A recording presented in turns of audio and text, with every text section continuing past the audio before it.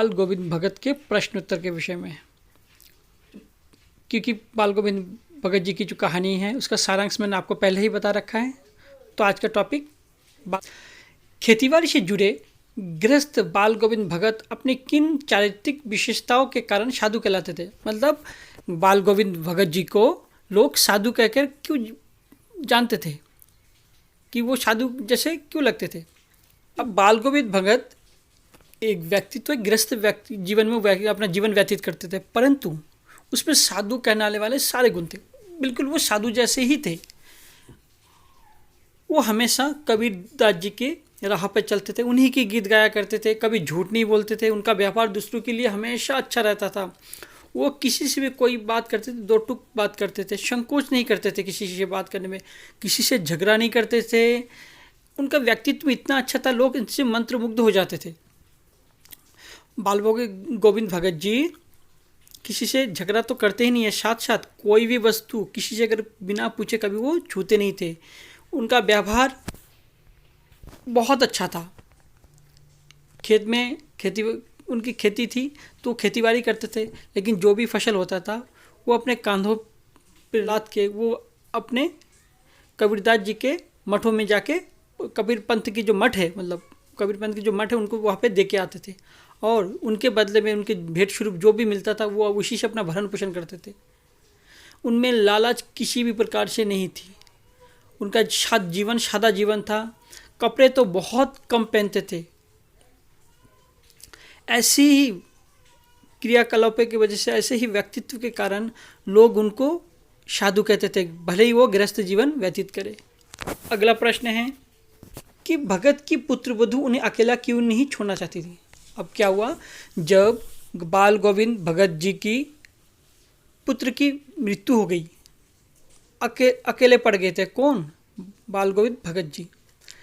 उनकी पुत्र वधू थी, बहू थी, वो उनको अकेला नहीं छोड़ना चाहती थी, क्योंकि भगत जी का वह बुढ़ापे का एकमात्र सहारा था। उनकी अगर वो चली जाती, उनकी बहू खुद चली जाती, तो उनका देखभाल कौन? भगत जी की जो पुत्र वधू है उनको छोड़कर नहीं जाना चाहती थी। प्रश्न नंबर 3 देख लीजिए। अगला प्रश्न, अपने बेटे की मृत्यु पर अपनी भावनाएं किस प्रकार व्यक्त की। अब बाल गोविंद भगत जी के जब पुत्र की मृत्यु हो गई थी तो उन्होंने अपने बेटे को आंगन में एक चटाई पर लिटाया। लिटाने के बाद उस पर एक चादर ओढ़ दिया और उस पर फूल भी रख दिए। अब जब उनकी बहू रो रही थी तो उन्होंने उनको रोने के लिए मना किया।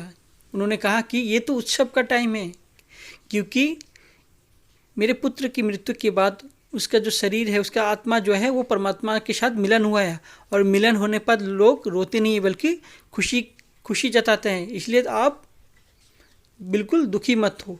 इस प्रकार उन्होंने अपने भाव को व्यक्त किया था। अगला प्रश्न है, प्रश्न नंबर 4 है, भगत के व्यक्तित्व, उसकी वेशभूषा का अपने शब्दों में चित्रण कीजिए। मतलब उनका व्यक्तित्व कैसा था, वो कैसे रहन सहन में रहते थे। तो भगत जी कैसे थे, एक गृहस्थ जीवन में थे, लेकिन उनमें साधु सन्यासियों वाले सारे गुण थे। वो किसी से कोई बैर नहीं रखते थे, किसी से कभी झगड़ा नहीं करते थे, किसी वस्तु को किसी से बिना पूछे हाथ नहीं लगाते थे, गंगा शरण को लगातार जाते रहते थे, उपवास भी करते थे। गले में उनकी तुलसी की एक मोटी सी माला भी थी और हमेशा कबीर पंथ की टोपी को पहनते थे। शरीर पर कपड़े नाम मात्र के होते थे। ठंड के दिनों में सिर्फ एक कंबल वो ओढ़ के रखते थे और हमेशा संगीत से बिल्कुल जुड़े रहते थे और कबीर पंथ के गीतों को गाते थे और हमेशा भजन करते रहते थे।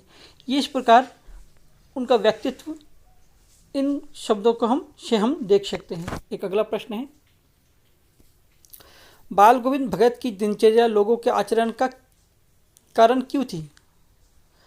तो बाल गोविंद भगत जी की सिद्धांतों पर रहा, आदर्शों पर रहा और अत्यंत गहराई से उनका पालन किया है।